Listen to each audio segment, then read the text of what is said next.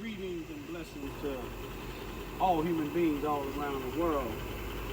Good blessed Monday night, August the 24th, 2020. 2020 time to change, time for a vision. Time being about 8:08 p.m. 2020, that's a perfect eyesight. 2020 should be time for change, time for something different to happen. Time for those leaders that don't want to come out when things are happening nation and global wide to a certain ethnic group of people, then it's time to sit down. You know, I want to give honor and credit to those brothers and sisters that was at 26 in California today in Chicago, Illinois, saying justice for Nari Ricks. Nari Ricks is a 9-year-old young black boy who was shot and killed July the 31st, 2020 in Cabrini Green on the near north side in Chicago because one grown man was shooting at another. And we know it's a history with this black-on-black crime. 9 out of 10 times when they shooting at somebody, they miss their target. I give honor to those. You know, one of the brothers was saying, didn't many people show up? But let me tell you, brother, you and those that did show up, y'all showed the parents, y'all showed the family and friends of Janari Ricks that y'all still cared. Y'all didn't care when he first y'all didn't just care when he first got killed. Y'all didn't care just after they had the funeral, but y'all still care. Y'all came to the courthouse like most people do when a white police kills a black. I want to say, black folks, let's wake up. It's a lot of people that's out here that's agitators, infiltrators, opportunists, and perpetrators. They telling you to go in and break in these stores. They telling you, you know, some of these organizations, they just don't like the police, period. But down here in Charleston, Missouri, I don't like the way the law enforcement officials operate. But I don't go starting a riot or breaking into nothing or influence anybody to do the same thing. I just get on my social media and I let people know. You see, some people is following suit of some of these black leaders out here that's getting on these platforms and telling you it's okay to loot.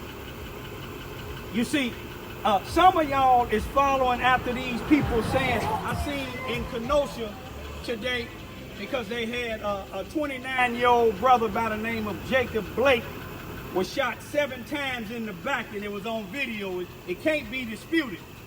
You can hear the shots. You see what I'm saying? You can see the police holding the back of his shirt when he went in his vehicle.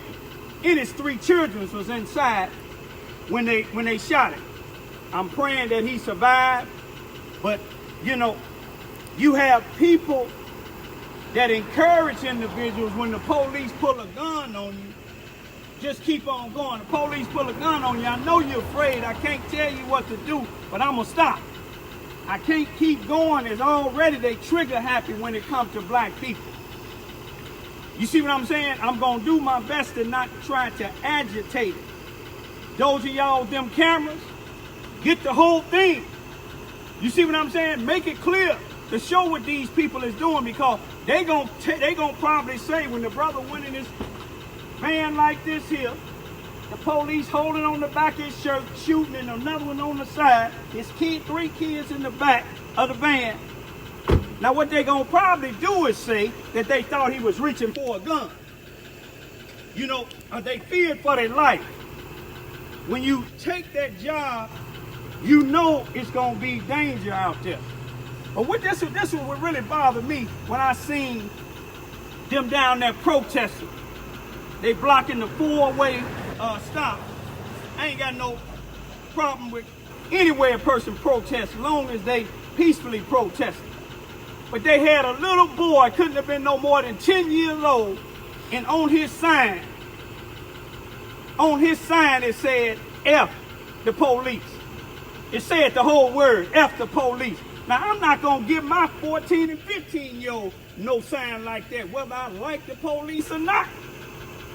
Just like you giving that little kid that sign saying F the police, when that kid get older, he going to probably be trying to kill the police and either get killed, you see what I'm saying, or go to jail for killing the police. What type of example is that? The same example with that little boy with that sign, you see what I'm saying, is the same example in Chicago, Illinois, when that leader of the Black Lives Matter, the lady that claimed that she's the leader of the Chicago Black Lives Matter organization, said it was okay for them people to loot. You see what I'm saying? Because the people that they was looting, they have insurance on their businesses. Whether they got insurance on their businesses or not, we have insurance, people have insurance on their houses. But is it okay for somebody to go commit a home invasion? You telling them it's okay when they go break in and get their head blowed off, and their mama and their daddy and their parents and their family and friends get to crying, they ought to come at you because you told them it was okay. But you see, this should show y'all something. It's a major election coming up for president in November. You've seen the Democrats as well as the Republicans. The Democrats talking about the Republicans talking about the Democrats, but ain't none of them really that concerned to stop all of what they doing and try to get this black on black violence stopped, and to get these police that study killing blacks unjustifiably stopped. You see, in Kenosha, they sent, dispatched 125 National Guards. Now, if you can send 25 National Guards to Kenosha because people is uprising because of the fact that 2 police killed an unarmed black man, then why don't you send them there when these blacks is study killing us? You ain't concerned about it. With all due respect, may he rest in peace. When John Lewis died, you seen all the politicians coming together. May he rest in peace. When Kobe Bryant died, may he rest in peace. You seen all these basketball players and millionaires. When Whitney Houston died, you seen everybody. Jesse Jackson, you seen Al Sharpton, you seen everybody. When James Brown died, the same thing. But when these other black people that don't have names getting killed by the police, when Sandra Bland died in Texas and another woman just died in Texas, you ain't gonna see that. You know why? Because if Black Lives Matter to them people, who was it? Martin Luther King said it well. Where there's an injustice anywhere, there's a threat to injustice everywhere. You see, this town here showed me, and I don't have nothing against all the people in this town, but it showed me that there's no change for the black people in the black community here, because I know some black elders on the other street from me, good neighbors of mine, had a nice house, probably the nicest house in this area, had it redone, extension. They moved out of the black neighborhood to the white neighborhood. You know why? Because they tired of the unrest. They tired of the police here, the law enforcement here in Charles, Missouri, Mississippi County, not protecting them.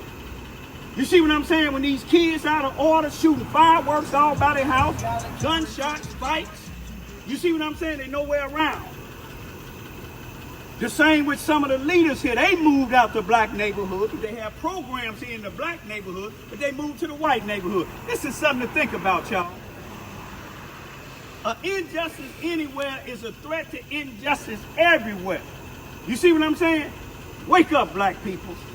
Wake up, Spanish people. Wake up, all God-fearing people. Peace be still.